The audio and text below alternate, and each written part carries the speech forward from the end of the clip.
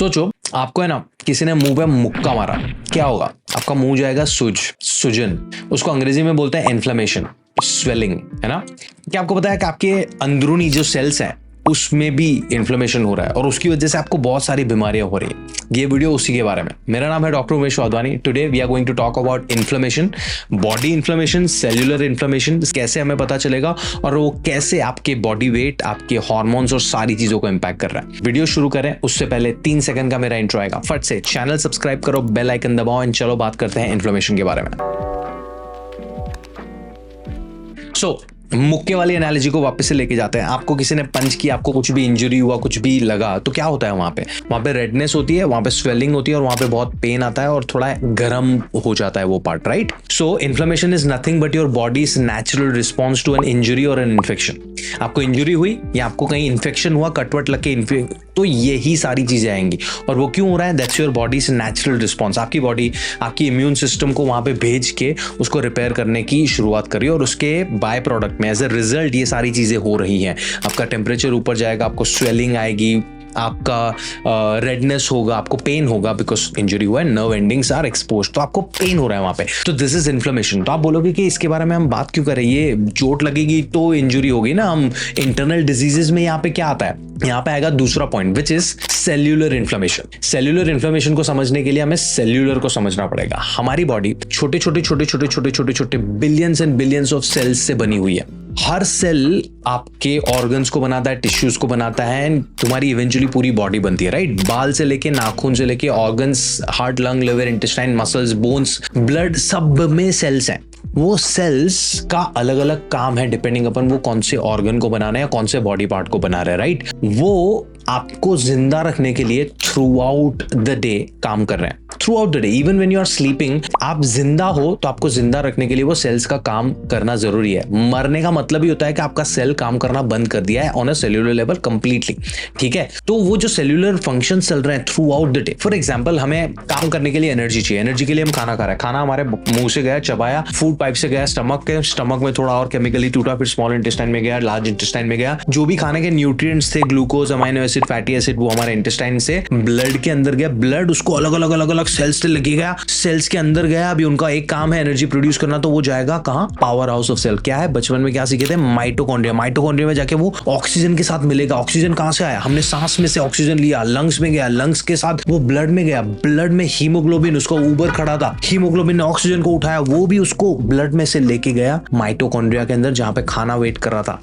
Burn, calories release हुई तो energy मिला, एनर्जी एटीपी में कन्वर्ट हुआ। एटीपी अभी आपको जानने की जरूरत नहीं है, एटीपी आपको देगा एनर्जी टू यूटिलाइज, जिसकी वजह से मैं अभी बात कर रहा हूं, जिसकी वजह से मेरे ऑर्गन्स अभी चल रहे हैं, right. So that's how the whole energy metabolism works. But ये जो फंक्शंस पूरे हुए, उसके बाय प्रोडक्ट में कुछ अनवांटेड मटेरियल निकलते हैं जिसकी हमारी बॉडी को जरूरत नहीं है, और वो जिनको हम बुलाते हैं फ्री रेडिकल्स। फ्री रेडिकल्स इसलिए बुलाया जाता है क्योंकि वो तुम्हारी बॉडी में ऐसे ही घूम रहे हैं, जिनको मैं बुलाता हूं खुले सांड की तरह घूमते रहते हैं। वो नॉर्मल कंडीशन में आपकी बॉडी के पास इनफ रिसोर्सेस हैं वो फ्री रेडिकल्स को पकड़ के आपकी बॉडी में से उनको बाहर निकाल देना। बट अगर आप जरूरत से ज्यादा फ्री रेडिकल्स प्रोड्यूस कर रहे हो एंड ऐसा खाना खा रहे हो जो और फ्री रेडिकल्स प्रोड्यूस कर रहा है, ऐसी कुछ आदतें हैं जिसकी वजह से और ये फ्री रेडिकल्स प्रोड्यूस हो रहे हैं, तो ये फ्री रेडिकल्स आपकी बॉडी में रह जाएंगे और वो आपके सेल्स को जाके खुले सांड की तरह डैमेज करेंगे। जिंदगी ना मिलेगी दोबारा, लास्ट सीन। वो डैमेज कर रहे हैं ना, तो इंजुरी तो सेल्यूलर लेवल पे हो सकती है। इंजुरी होगी तो क्या होगा?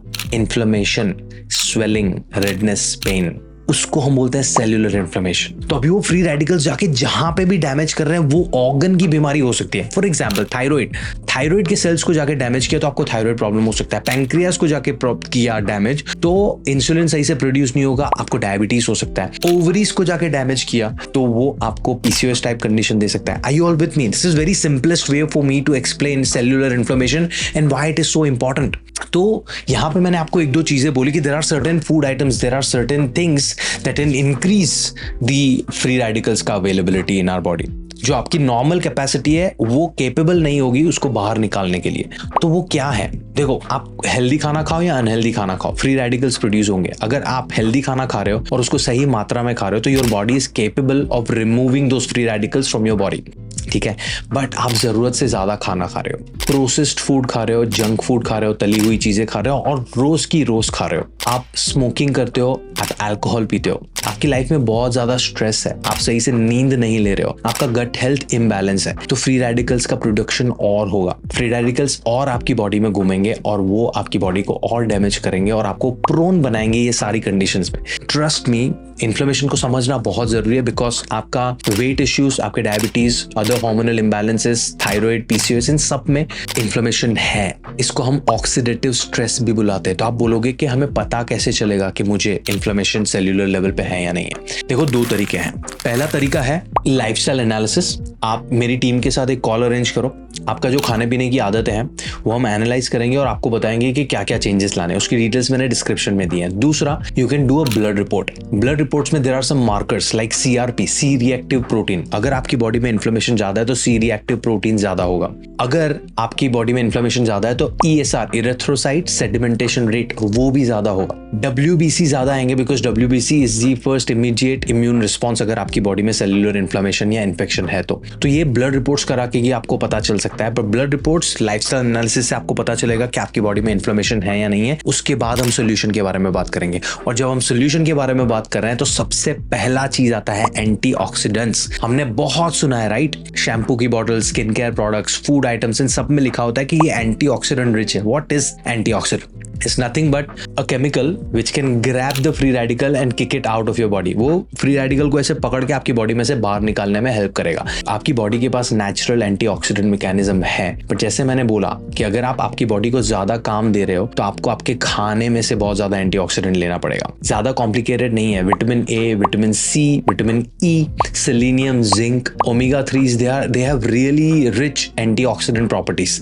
तो मैंने एंटीऑक्सीडेंट गाइड दिया हुआ है डिस्क्रिप्शन में, मेक श्योर आप वो पढ़ो एंड उसमें जो मैंने फूड आइटम्स बोली है अपनी डाइट में ऐड करना शुरू करो। But do you think that's enough? आपकी बॉडी कचरा साफ करने की ट्राई कर रही है और आप और कचरा डालोगे तो क्या होगा? प्रॉब्लम होगी।